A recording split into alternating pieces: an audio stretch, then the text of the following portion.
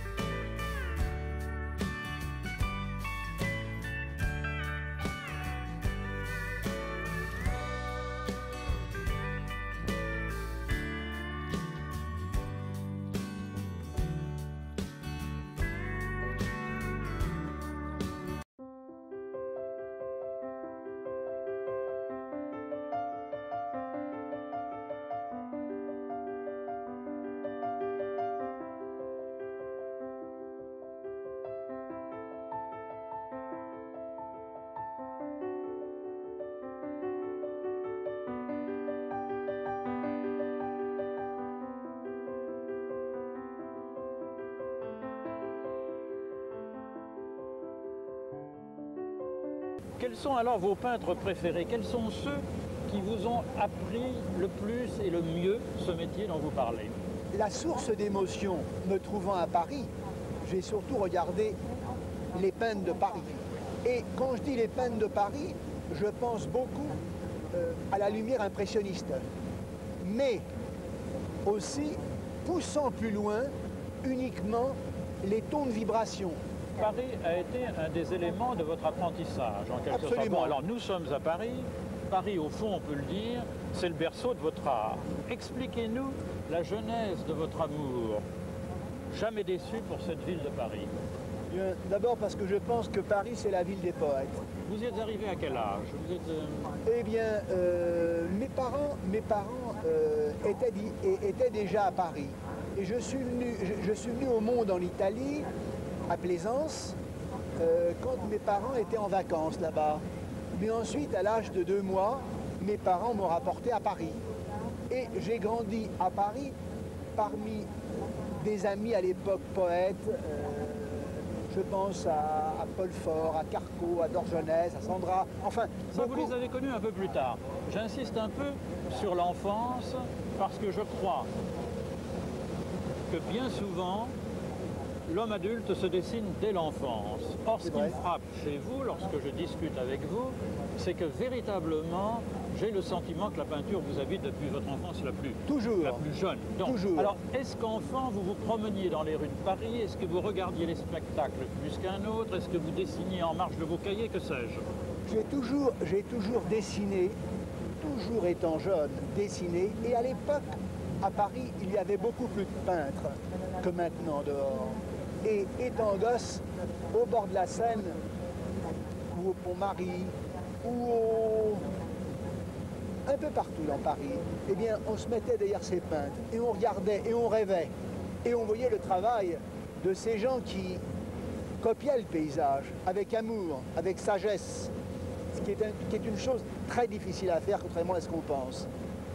Et en grandissant ainsi, j'ai toujours eu cet amour pour cette ville exceptionnelle qu'est Paris, Oui. qui colle à ma peau. C'est ça. Donc, vous aimez Paris passionnément et naturellement toute votre peinture le dit et le dit très éloquemment. Mais vous êtes grand, vous avez de grandes jambes, vous êtes un marcheur que ne rebute pas les distances.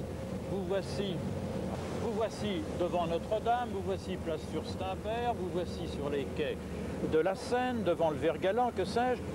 Expliquez-nous comment se produit le déclic qui vous fait poser sac à terre, planter votre chevalet pour faire de ce paysage que nous avons là sous les yeux un motif à peindre. Quelles sont les harmonies de couleurs, de lignes, de formes auxquelles vous êtes sensibles et qui vont nous donner un nouveau Belloni? Eh bien, en vérité, c'est pas moi qui le cherche. Mais comme je l'ai dit déjà une autre fois, je me répète, pardonnez-moi, eh bien c'est le paysage qui vous fait un clin d'œil et qui vous dit « Viens me peindre, viens me faire la cour, je suis beau, j'ai besoin qu'on me fasse un portrait de moi ». Et finalement, le peintre, avec beaucoup d'amour, beaucoup d'humilité, eh bien, c'est la personne qui va, à travers les formes, à travers les lignes, à travers les volumes, faire le portrait de ce paysage de Paris qui est immortel. Car je pense que même lorsque je ne serai plus là, il y aurait d'autres personnes encore qui seront venues et qui viendront encore pour peindre Paris, pour illustrer Paris. Mais qui auront été éveillés aussi parce que vous avez peint vous-même. Somme toute, cela revient à dire que Paris vous drague, si j'ose dire. C'est ça, bon. C'est ça. Alors venons-en au cœur du sujet. L'analyse de chaque toile que vous avez peinte à Paris, l'analyse que l'on peut faire de toutes les toiles que vous avez peintes à Paris, sous différents éclairages parisiens, en toute saison, et toujours sur le motif, ce qui me paraît une des caractéristiques de vous-même et de votre peinture. Cette analyse, elle montre chez vous une constante rigoureuse, la poésie. C'est ce qui vous a fait aimer de tous les poètes de Paris à qui vous dédiez chacune de vos expositions. C'est le sens qu'il faut donner à l'affirmation de Francis Carco lorsqu'il a écrit de vous « Belloni est le peintre de Paris ». Dites-nous les raisons et la genèse et les étapes de cet amour pour la poète, pour la poésie, pour Paris, le Paris de la poésie. Bien, d'abord parce que je pense que Paris est une des villes qui se prête le plus à la poésie. Quand je pense Paris, je pense bien sûr Villon, je pense Verlaine, je pense Carco et bien d'autres, tous ceux qui ont écrit sur Paris. Je pense à Dorgelès et tant d'autres encore, qui ont donné leur âme pour Paris. Et je crois que les murs de Paris sont imprégnés de ces vibrations de poésie.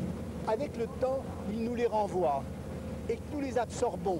Nous avons un besoin ensuite de renvoyer la balle comme un boomerang qui revient avec le temps.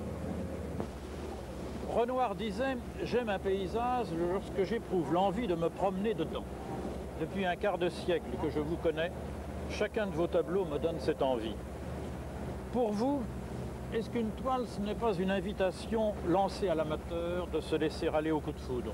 Autrement dit, pour vous, n'est-ce pas le sentiment, la sensibilité, bref le cœur qui prime tout? Bien sûr, car sans le cœur, sans la sensibilité, il n'y a rien. Carco disait à la fin de sa vie, « Je vais vers les êtres par l'instinct, et je ne me trompe jamais. » Et je pense qu'il avait raison. Absolument, vous avez tout à fait raison, et là nous sommes là aussi au cœur du sujet, parce que pour un peintre, son environnement affectif n'est-il pas primordial? Bien sûr. Celle qui est près de vous, a épousé vos goûts et vos passions, qui vous admire tant, qui sait vous soutenir et vous encourager, est-ce aussi apaiser ce qui doit l'être, joue à sa place un rôle que je juge capital. Il y a vos amis, nombreux, fidèles. Dans quelle mesure tous ne concourent-ils pas à faire de vous le peintre du bonheur? Certes que seul, avec une tranquillité d'âme, on arrive à travailler. Dans la tourmente aussi. Mais je crois qu'une œuvre tourmentée renvoie à la tourmente. Et une œuvre avec beaucoup de calme, de quiétude, envoie aussi la sérénité. Et je pense que dans l'époque où nous vivons, où nous allons malheureusement, on a besoin de beaucoup de sagesse, beaucoup d'amour, beaucoup de sérénité. Donc votre peinture est à la fois un miroir du présent, un appel à un avenir plus serein. Je l'espère de tout cœur. C'est ce que vous essayez, très bien. C'est ce que j'essaie.